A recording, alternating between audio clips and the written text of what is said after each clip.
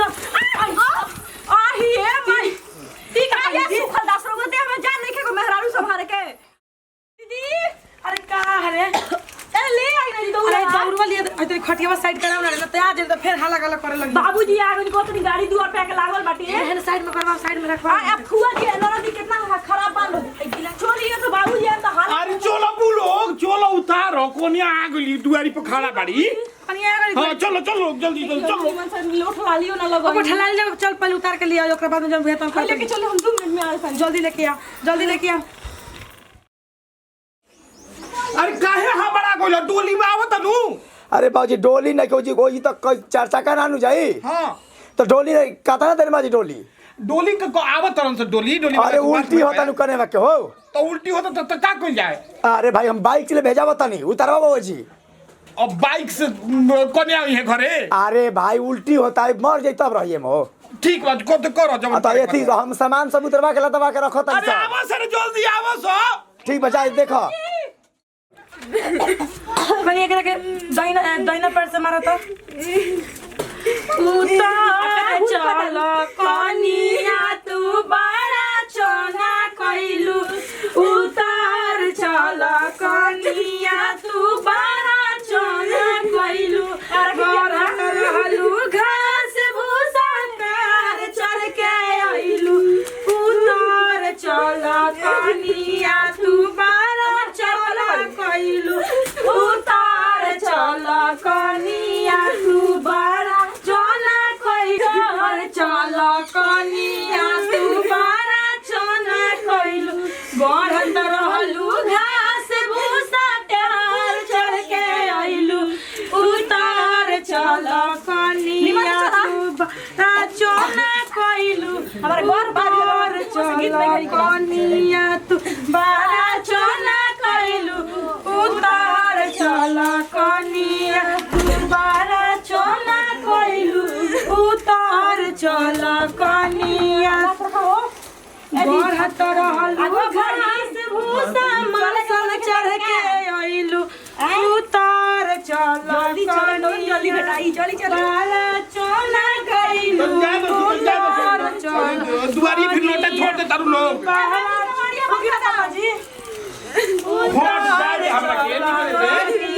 तू बारा चोना कइलू तब छोड़ दे उतार चल कनिया बारा चोना कइलू गढ़त रहलू घास भूसा मरसल काहे कनिया नहीं खेना न के चलाए कनिया न के चलना अपना ससुर के आंगनवा में न के अपना ससुर के आंगनवा में न के चलन न के चलाए कनिया न के आहिए भाई ठीक है ये सुखल दास लोग दे हमें जान नहीं के मेहरारू संभाल के आही इतना भर इज्जतिया ले लहनी ये तोरा कनियावा की आइए माई कैसे बड़ी जी घा लगा बा अम्मा बता भाई जी फेर लिया हरी कनिया ई त सुखल ई कहियो सुखला थे रहियो ना लगो जी के हुनिया पे देखी तो दीदी आई हो दादा जाय तो बोला मत छोरा दम के विधि होगा ना सारा टोपा टोपी निकाल के अब नहीं होती ये दादा हट तेल देली हां कुटल दे के तो है हम तेरा नहीं हां ये माई आते तो घर में बताई क्या कही कनिया जी एगो रात भर के बेचारी बैठल होई मारा बैठे बैठे डार दुखा गेलो ऊपर से गिरा देनी भाई से कोई जरा जी रहुआ जान से थोड़ी गिरी ओ हटा दौड़ा हटा जगह से ले चल पता दो दीदी चली न के चलाए कनिया न के चला ए अपना ससुर के आंगनवा में न के चला ए अपना ससुर के हाँ बोली बोली अरे मर्द लेके नाच के पैसा बाकी बता लिहा नाच के पैसा दिया ना अभी आवे दो दुआर में पावो थोड़ा सामान बंद करवावो कि जाने कहाँ गायब हो गई बात रखो ए जरा ते का फोन करता रहो ना दला सोला पैसा न मांगता कपार कोले बा हमारे तो दिए कहीं ना दिला हाथ अभी पूछ रहा नु अभी सब पैसा खत्म हो गई बा हाँ हां सब बुझे बाद में पैसा दिया सामान लगावो देखो पलंग लगू सामान सब उतार के दुआरी पर हाँ। सब लावत सामान का लेके का तू पैसा वैसा के जुगाड़ कर, पहले पैसा दियो सामान के नाचो के। तू मकचूसाई काहे करला हो? अरे तो पहले विदाई कराओ कि नाच के विदाई की विदाई कराएगी, नाचे के विदाई कथी? तोरा गाँव रे ए बाबूजी मैं एकदम महल लंगा घरे हमारे बियाह करैलो एकदम बेइज्जती करा के हाँ, तो सब ले लेबा रुपये और गिलस की ना गिलस कौए के तो चलते तू बियाह कइले बड़ा है देखो तो है हमर सब अंगूरी खाली बा, पूरा अंगूरी खाली बा। एगो अंगूठी मिलो मैं जोन घरे से पहन के गइल बानी तोने बा हाला का पिल रे ई बस हो गइल शादी बियाह हो गेलो सिकड़ियो नहीं खे देखो ना एगो मोटरसाइकिल मिलल। हाँ तो लूर लच्छन से रहबा तभी नु शादी हो गेलो ओहे काफी बाप बोला जाए के ई कोन बात भइल जाके आराम कर जो साबाला कुछ देला ना सर तार बियाह में काहे मिलल रहे मार जो मुंह मत खोलो जो जो शादी हो गेलो जो हमारा के तू लोग नाच देलो जाए एकदम नाच बलबस्ती बियाह क देलो जाए हम नचबा वाला के पैसा दे दी दे दे पैसा ले जाके दे हाँ काटा ना बाकी बा आए काटा ना 15,000 बाकी लोग के बाकी सब दिया बाटे आर के बियाह क देनी जो हे ढेर बाटे तारा चलते तो जान कटवल भइल रहला ससुर ते नहीं होस्टल में रखत लागत रहे कि उन्हीं तू शादी कर लेबो पैसे कतना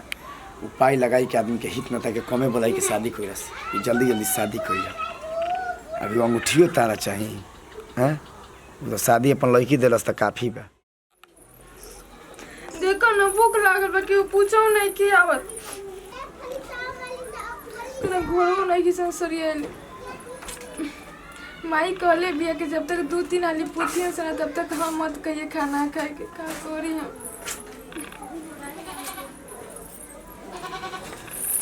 का हो हाँ जी रो बोली तारा घरे तो हमारा के कुछ देलस लोग ना ये अंगूठी देलस लोग है देखो तड़ू हाथ आ ना सिकड़ी देलस लोग ना गाड़ी देलस लोग तारा कुछ चाही तो बोलो हमारा के ना जी हमरा का चाहिए कुछ ना चाहिए कुछ ना चाही ना तो ठीक है बा कुछ खइबू ना कुछ खा लो ना तबियत का खराब बा हाँ, ना तो ठीक बा नत खा कोनो बात नहीं है। ए भौजी खाना ना खइए हो ना ठीक बा आराम करो तनी हम घर पलंग उलंग लगवा देते घरवा में और ओकर बाद व्यवस्था करवा देते सोफा उसा वही में रही ठीक बा नु कनिया हाँ दीदी बोली ए जाता नहीं तो जाई अब बार घर में मत घुसी अभी रात बाकी बा। हाँ दीदी बोली ठीक बाड़ू नु हाँ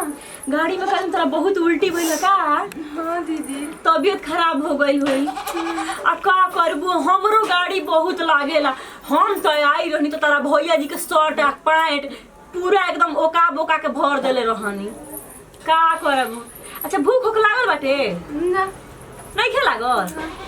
जाए तो ना लागल हुई उल्टिया नु इतना हो गल यही से ना लागल हुई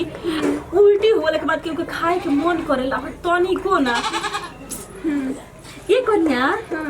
गहना कहे गोड़िए में खोलवा देलू अरे थाली कोने कोने करबो सत्यनारायण भगवान के कोथो कहबै बोलो आओ तनी बाबूजी अरे का करत रहो जन किया चलो काठवा कहवा दिया तो खाए का दिया ही मारे नया ना कन्या भी अकेले छोड़ दी जाई ना रहुआ तो काठवा हम अकेले का करी बैठे रहतले जाई रहुआ बाबूजी के लोग संग काठा करवाई के हम से बतिया के आई अकेले आई भी बच्चे रोतिया ठीक बा बैठ के बतियाओ तो पूजा होई ओकरा बाद में एंगनन दे दिया कुछ खाए के ना ना जब पूजा ना होई तले देवे के नहीं के भी खाना फल मूल खा सकेले ना कुछ ना अभी 1 गिलास पानी ना पी और देखो सर को घरवा ऊपर सब अथी करवा दो सर चली ये कन्या का तो कहत गहनवा काय खोलवा दियो। अच्छा उल्टिया करत हलु हां हो गरमी से तो औरी उल्टी होला बताओ